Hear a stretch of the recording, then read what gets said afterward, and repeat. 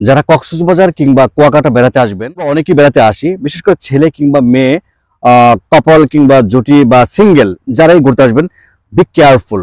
কারণ সাগরের পাশে কিন্তু ঝাউবন থাকে। এই ঝাউবনগুলো কিন্তু আসলে খুবই আপনার নিরিবিলি থাকে। আপনারা দেখছেন যে আমি কিন্তু মোটামুটি ঢুকে গেছি অনেক ভিতরে, মানে কোনো জনমানব নেই, মানে খুব একটা ভয়ের ব্যাপার আছে।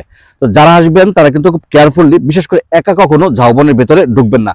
দামি মোবাইল, টাকা পয়সা কিংবা অনাকাঙ্ক্ষিত অনেক ঘটনা কিন্তু ঘটতে পারে। এমন অনেক ঘটনা কিন্তু ঘটেছে কক্সবাজারের ঝাউবন কিংবা আপনার কুয়াকাটার যে ঝাউবন। যে কারণে কখনো বিশেষ করে ঝাউবনের ভেতরে যদি কেউ ঘুরতে আসেন, কখনো একা আসবেন না।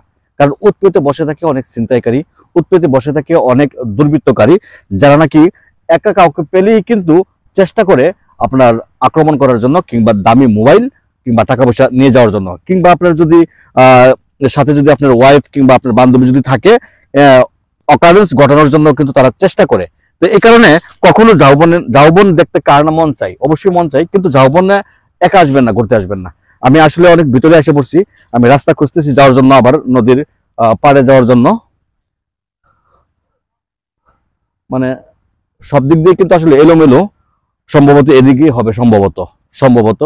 তবে যা বলছিলাম আর কি, বি কেয়ারফুল, যে কেউ আপনার একা একা আসবেন না, দল বেঁধে আসবেন ভেতরে যদি আসেন আর কি। আর ভেতরে না আসাটাই সবচেয়ে উত্তম।